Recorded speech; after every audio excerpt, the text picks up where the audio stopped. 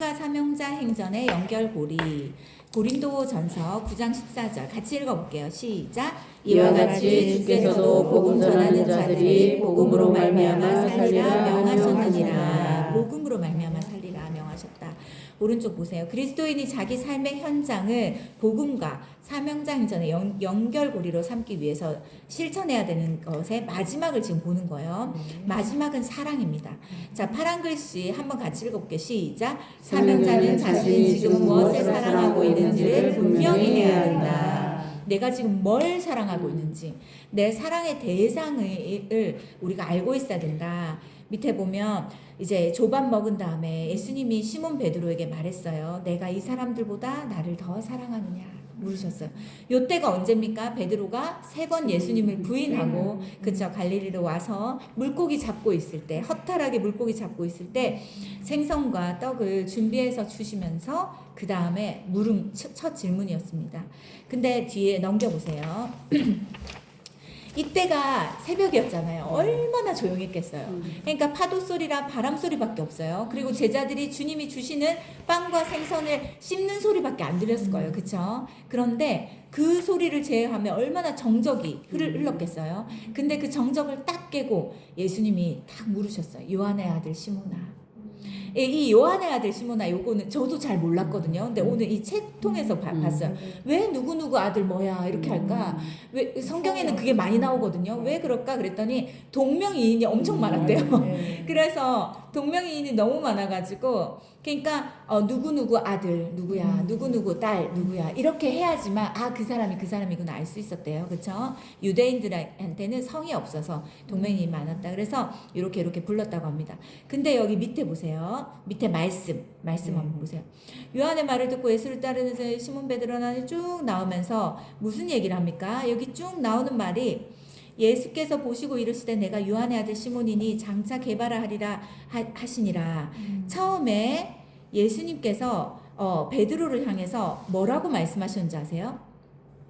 베드로를 향해서 여기 뒤에 이제 설명이 나옵니다. 오른쪽에 보세요. 시몬이 주님을 처음 만나던 날 주님께서는 시몬에게 게바라는 새 이름을 주셨다. 시몬이 무슨 뜻인지 아세요? 시몬은 갈대란 뜻이에요. 갈대. 언제든지 흔들리는 사람. 근데 시몬에게 새로운 이름을 주셨어요. 뭐냐고요? 뭐라고 했죠? 게바. 게바는 뭡니까? 반석. 너는 이제 갈대가 아니야. 너는 이제 반석이야. 넌 이제 쉽게 무엇이든지 흔들리는 사람이 아니야. 넌 견고한 사람이 될 거야. 라고 새 이름을 주신 거예요. 그쵸? 그런데 시몬으로 불리던 옛 삶을 과감하게 벗어던지고 주님 안에서 반석과 같은 굳건한 믿음의 소유자로 살라는 하나님 예수님의 의미였어요. 중요한 의미를 갖고 이렇게 말씀하셨어요. 그런데 여기 밑에서 이 말씀, 요 중간에 말씀, 요 밑에 말씀 보이죠? 말씀 위에 한 4번째 줄 위로 올라가 보세요. 주님께서 그의 옛 이름을 부르심으로써 갑자기 그가 지금 주님 안에서 새 사람의 삶을 살고 있는지, 아니면 그러니까 너는 개바로 지금 살고 있는지 시몬으로 살고 있는지 이거를 생각하게 하기 위해서 확인시켜 주시려고 시몬아 하고 물었어요. 그렇죠? 요한의 아들 시몬아 이렇게 물은 거예요. 그렇죠? 그래서 주님께서 베드로에게 이렇게 물으셨다. 요한의 아들 시몬아, 내가 이 사람들보다 나를 더 사랑하느냐? 밑에 보세요. 주님께서는 베드로에게 그냥 내가 나를 사랑하느냐 물으시지 않았다. 주님께서는 내가 이 사람들보다 나를 더 사랑하느냐 비교급으로 물으셨다. 근데 맨 끝에 보세요. 맨 마지막에 끝에 주님께서는 우리 한 사람 한 사람을 절대적으로 평가하시지 다른 사람과 비교하여서 상대적으로 평가하시는 분이 아니다. 그 주님께서 저 사람보다 나 더 좋아해? 나 얼마나 더 좋아해? 이게 아닌 거예요. 이런 의미가 아닌 거예요. 주님께서 우리에게 요구하시는 것은 언제나 우리의 최선이지 모든 사람들 가운데 최고가 아니라는 거다. 이게 우리한테 얼마나 자유를 주는지 모릅니다. 하나님은 아세요. 우리의 최선을. 다른 사람과 비교하지 마세요. 저 사람은 저런 봉사도 하고 저런 헌신도 하고 저렇게 섬기는데 나는 이것도 못하고. 하나님 절대 그렇게 보지 않으세요. 너는 지금 너가 주어진 상황에서 최선을 다하고 있는 거야. 난 너의 섬김을 기뻐해. 난 너의 섬김을 누구와도 비교하지 않아. 말씀하세요. 그러니까 그것 때문에 신경 쓰지 않으셔도 됩니다. 각자의 최선을 다하시면, 하나님 앞에 부끄러움 없는 최선을 다하시면 돼요. 그런데 여기에서 이 사람들이란 것은 사람만 의미하는 게 아니에요. 사물, 그 위에 모든 것들을 의미한다고 합니다. 원어적으로는. 그래서 위에서 2, 4, 6에 8에 10줄 내려오면 요한의 아들 시몬아 내가 이것들보다 나를 더 사랑하느냐. 사람들과 포함해서 모든 걸 다 포함해서 말하는 거죠. 그 밑에 줄 보면 세 번째 줄 내려오면 보세요. 육체의 양식을 목적으로 삼는 내 배보다 나를 더 사랑하느냐. 육의 양식보다 너를 더 사랑하느냐. 또 밑에 보세요. 요한의 아들 시몬아 내가 너를 사로잡고 있는 내 욕망보다 나를 더 사랑하느냐. 이 말 안에 이게 다 들어있다는 거예요. 그리고 밑에 보세요. 너가 이 세상보다 나를 더 사랑하느냐. 이걸 주님 물으시는 거예요. 뭘 말하는 걸까요? 주님이 첫 번째냐? 이걸 물으시는 거예요. 밑에 보세요. 맨 밑에 단락 보세요. 밑에서 5번째 줄. 주님께서 베드로에게 내가 이것들보다 나를 더 사랑하느냐 물으시면서 베드로를 그의 옛 이름인 시몬으로 부르셨다. 주님 보시기에 베드로는 반석 같은 믿음으로 주님을 사랑하기보다는 이것들을 더 사랑하는 옛 삶으로 이미 돌아가고 있었다. 그러므로 주님께서 베드로의 옛 이름을 부르신 것은 그로 하여금 반석과도 같은 믿음으로 동떨어져 있는 그의 실상을 스스로 자각해 주기 위함이었다. 이것들로 대변되는 이 세상의 모든 것들보다 주님을 더 사랑하지 않는 한 물거품처럼 덧없는 옛사람을 버리고 주님 안에서 새 삶을 추구하고 누릴 수는 없다. 네. 자 보세요. 이것들보다 나를 더 사랑하느냐. 이게 이루어지지 않으면, 이게 안 되면요 새로운 삶을 살 수 없다. 하나님으로부터 오는 모든 것들을 누릴 수 없다. 이겁니다. 자, 그 밑에 보세요. 내가 이것들보다 나를 더 사랑하느냐. 이 질문은 요한의 아들 시몬 베드로에게 국한된 것은 아니다. 그날 밤새도록 욕망의 바다에서 욕망의 헛거물질을 반복한 제자들을 향해서 모두 향한 질문이었다. 그리고 그로부터 2000년이 지난 오늘날 디베랴 바다는 욕망의 바다라고 했죠. 속에서 살아가고 있는 우리, 욕망의 바다 속에 살아가고 있는 우리 개개인을 향한 질문이기도 하다. 내가 이것들보다 나를 더 사랑하느냐는 주님의 질문에 자신 있게 대답할 수 없다면 우리는 주님을 사랑하노라 입술로 고백은 하면서도 실은 주님을 수단 삼아서 세상의 것들을 목적 삼는 옛삶을 반복하는 이 시대의 시몬에 지나지 않을 것이다. 그러니까 하나님을 이용하는 사람밖에 안 될 것이다. 이겁니다. 내 욕망을 채우기 위해서. 그래서 우리는 언제나 내가 지금 사랑하는 것이 무엇인지 분명하게 자문하고 정직하게 대답할 수 있어야 한다. 그래야 옛 삶에서 탈피하여서 주님만을 사랑하는 사명자의 삶을 살 수 있다. 사명자의 삶은 하나님을 그 어떤 것보다 사랑할 때 가능하다. 이겁니다. 내가 왜 우리 성도들을 사랑할까요? 내가 왜 우리 청년들을 사랑합니까? 내가 왜 쉐마 아이들을 사랑하고 왜 우리 중고등부 아이들을 사랑합니까? 왜일까요? 나랑 아무것도 사실은 밖에서 만나면 아무 연관이 없는 사람 왜 사랑할까요? 왜 사랑할 것 같으세요? 딱 하나밖에 없어요. 하나님이 사랑하니까. 하나님이 끔찍히 사랑하는 사람들이니까. 그래서 이 사람들이 나한테 소중한 거예요. 가치로운 거예요. 귀한 것입니다. 어린아이부터 어르신들까지. 그렇죠? 이 밑에 보세요. 사도행전 속에서 베드로는 더 이상 옛삶에 예속된 시몬이 아니었다. 그는 이 세상의 모든 것들보다 주님을 더 사랑하는 사명자 베드로가 되었고 그 어떤 경우에도 주님 주시는 이름 그대로 조금도 흔들림 없는 믿음의 반석으로 살았다. 보세요. 하나님을 그 어떤 것보다 사랑하잖아요. 그 어떤 것보다 사랑하잖아요. 그러면 그 사람은 사명을 이룰 수 있습니다. 그렇죠? 근데 그 사람은 또다시 누군가를 많이 사랑함으로 내가 하나님께 사랑받았잖아요. 많이 사랑함으로 엄청난 그 인생의 열매를 맺으면서 살 수 있어요. 그 사랑을 받아먹고 사는 사람이 내 주변에 많아지는 거예요.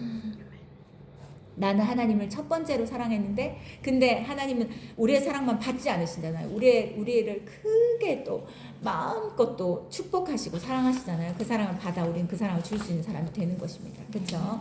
자, 우리 여기까지만, 우리 186쪽 여기 위에까지만 할게요. 첫 번째 줄 그 뒤에 보면 내가 주님을 더 사랑하면 내 삶의 사명자로 내 삶을 하나님께서 건져 올리지 않으면 내가 이 세상에서 아무리 성공했다 한들 주님 앞에서 내 인생은 공동묘지의 한 줌의 흙으로 허망하게 끝나버리고 만다. 그래서 주님께서는 오늘 우리 각자에게 묻고 계신다. 내가 이것들보다 나를 더 사랑하느냐. 지금 우리의 가슴 위에 손을 얹고 정직하게 대답해 보라. 우리가 지금 정말 사랑하고 있는 것은 무엇인가? 주님인가? 아니면 욕망의 것들인가? 디베라의 것들인가? 항상 근데 우리가 아까 정직하게 고백했잖아요. 내가 하나님께 이런 사랑을 드리고 있지 못하는 것 같다. 그러면 어떻게 해야 될까요? 이런 사랑을 드리지 못하고 있는데 이런 사랑을 주는 것처럼 이렇게 스스로 속이면서 살 수는 없잖아요. 거짓말할 수는 없잖아요. 어떻게 해야 될까요? 하나님, 제가 아직까지 주님 말고 사랑하는 것들이 너무 많이 있습니다. 내려놓지 못한 것들이 너무 많이 있습니다. 하나님, 주님 앞에서 이것들이 하나하나 내려놓아지고 하나님을 더 사랑하고 하나님을 우선으로 사랑할 수 있는 사람 되게 해주세요. 오늘보다 내일 하나님 더 사랑하고, 이번 달보다 다음 달 하나님 더 사랑하고, 올해보다 내년 하나님 더 사랑하게 해주세요. 그래서 하나님이 나에게 첫 번째이고 하나님이 우선인 그런 삶을 내가 살아갈 때 하나님, 나에게 이 땅에 나를 보내신 사명을 내가 이루며 살게 해주세요. 그리고 보세요. 내가 만약에 내 자녀들을 내가 하나님보다 더 사랑해요. 가만히 생각해 보세요. 내가 해줄 수 있는 것과 하나님이 해주실 수 있는 것은 엄청나게 차이가 있어요. 그냥 지금 가다가 꼬꾸라져가지고 발목 하나 못 움직여도 이 아이는 걸을 수가 없는데 그 걷게 할 수 없어요, 저는. 내가 이 아이를 아무리 사랑해도 이 음식을 씹어가지고 삼키게 할 수 없어요. 소화도 시킬 수 없고 배출도 하게 할 수 없고 이 모든 장기를 주님이 움직이시는 거예요. 그러니까 하나님의 은혜 없이 도움 없이 아무것도 할 수 없는데 내가 이 자녀를 꼭 쥐고 놓지 못하고 얘가 우리한테 이제 첫 번째인 거예요. 근데 한 번은 크게 이 아이들을 내려놓아야 될 때가 있어요. 그걸 빨리 할수록 좋아요. 얼마나 자유해지는지 모릅니다. 우리 모두에게 자녀들 있잖아요. 하나님께 온전히 맡겨드릴 때 내 손으로, 내 힘으로, 내가 내 능력 안에서 해줄 수 있는 그 이상의 것을 하나님으로부터 받아 그걸 누리는 걸 보게 되실 거예요. 그러면요, 얼마나 마음이 안심이 되는지 몰라요. 얼마나 마음이 자유해지는지 모르고 얼마나 마음이 편안해지는지 모릅니다. 그래서 그리고 그런 얘기 많이 해주세요. 너희는 내 자녀이기 전에 하나님의 자녀들이야. 하나님께서 너희 책임지실 거야. 아무것도 걱정하지 마. 엄마 아빠가 너희를 끔찍히 사랑해. 모든 걸 다해 사랑해. 근데 하나님은 엄마 아빠의 사랑과 비교할 수 없는 사랑을 너에게 주셔. 엄마는 그 사랑을 믿기 때문에 너희들을 하나님께 맡긴다. 요괴배처럼 바구니에 아기를 담아서 떠내려 보내야 돼요. 근데 떠내려 보냈잖아요. 결국 요괴배 품으로 왔어요. 그렇죠? 나는 놓았는데 하나님 다시 품게 해주세요. 근데 다시 품어질 때는 얼마나 자유로운지 몰라요. 그렇죠? 그런 시기가 누구나에게 다 있어야 되는데 그렇게 함으로 우리 자녀들을 하나님께 책임지시는 것을 꼭 보셨으면 좋겠고요. 여기 우리 모집사님네 자녀들을 위해서 기도해 주세요.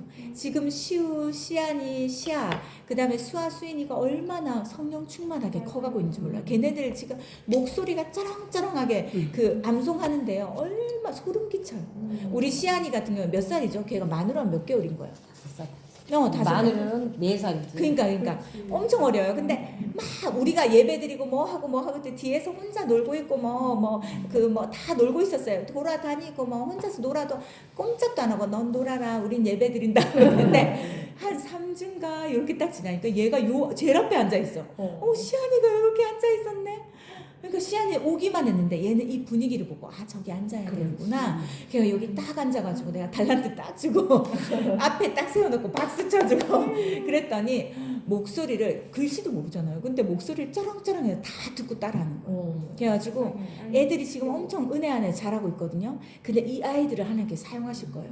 왜냐면 여기 보세요. 다 자녀들 여기 보세요. 예진이가 민재 데리고 왔고 부모님 데리고 왔잖아요. 그렇죠? 여기도 동민이가 데리고 왔고 다 이 부모 요즘은 아이들을 왜냐면 아이들이 순수하잖아요. 아이들이 마음이 깨끗하고 영혼이 깨끗해요. 그러니까 아이들 순수한 마음에 하나님 은혜가 먼저 임하고 심어지고 그것 왜냐면 한국 부모들만큼 자녀들을 사랑하는 부모가 없어요. 극성 부모들 극성 자녀들을 위해서 뭐든 할 수 있어.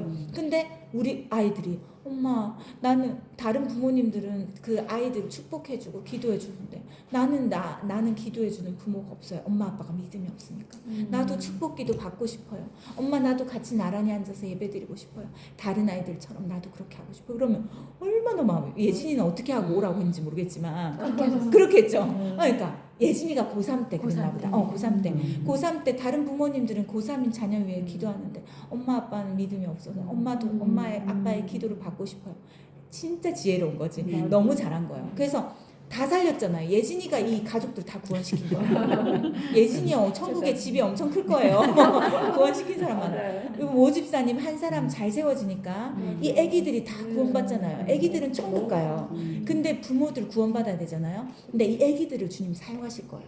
그래서 애기들을 위해서 기도하시고 엄마 위해서 엄마 말은 엄마 우리가 알아서 할게 이렇게 할 수 있지만 애들이 말하는 건 어떻게 할 수가 없거든요. 그래서 수인이가 지금 엄마를 열심히 얘기하고 있대 같이 그렇게 하고 있는데 우리의 기도가 필요할 것 같아요. 천국 가잖아요. 왜냐면 애들한테 믿음이 들어가요.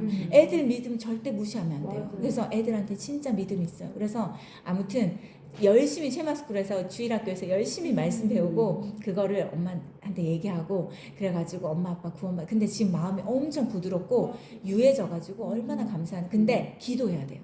뭐 복음 전하는 거, 영혼 구원하는 건 무조건 기도해야 돼요. 기도하지 않으면 안 돼요. 그래서 우리 모집사님 혼자 몫이 아니라 우리가 같이 기도해서 온 가족들이 다 구원받으면 얼마나 좋아요, 그렇죠?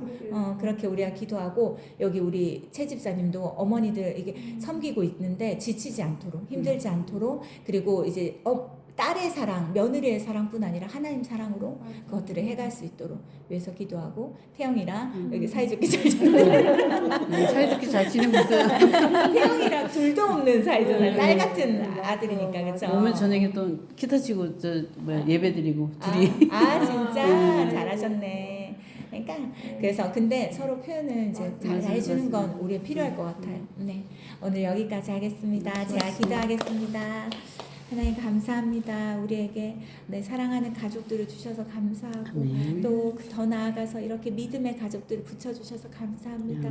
하나님 혼자 이 세상을 살아가면 얼마나 외롭고 힘들고 두렵고 무섭고 그 어두운 터널을 혼자 지나가는 것 같은 막막함 속에 살았을 텐데 내 사랑하는 아버지께서 나를 불러주시고 나를 자녀 삼으시고 우리 가족들을 구원해 주시고 또 이 안에 하나님의 자녀된 이 지체들을 또 만나 믿음의 가족들을 이렇게 붙여주시니 너무 감사합니다. 아멘. 우리가 힘든 일도 같이 해가면서 그 힘든 일을 함께 감당해내고 또 어렵고 슬픈 일도 함께 슬퍼하고 기쁜 일도 함께 기뻐하며 이런 시간들을 행복하게 지내게 해주셔서 감사합니다. 아멘. 우리가 이 땅에서도 주님 때문에 하나님 때문에 또 이 믿음의 가족들 때문에 행복하게 사명을 이루며 살아가게 해주시고 또 이 땅에서의 모든 생명이 다하고 또 영원한 나라 하나님 나라에서 우리 영원히 살 그때에도 우리가 행복하게 주님과 함께 하나님 예배하며 찬양하며 살아가는 그날을 기대합니다. 이 땅에서도 또 천국에서도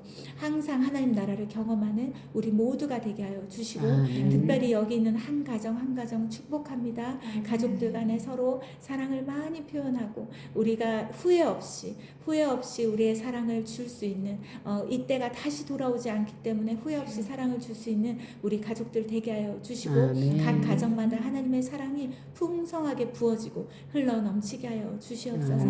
아버지께서 함께 하실 것을 믿습니다. 또 구원받아야 되는 우리 자녀들 기억하시고 반드시 구원받게 하여 주시고 그래서 죽음에서 생명으로 옮겨지는 역사가 일어나게 하여 주시고 우리 자녀들을 그렇게 사용하여 주시옵소서. 아버지 감사드립니다. 예수님 이름으로 기도드렸습니다. 아멘. 수고하셨습니다.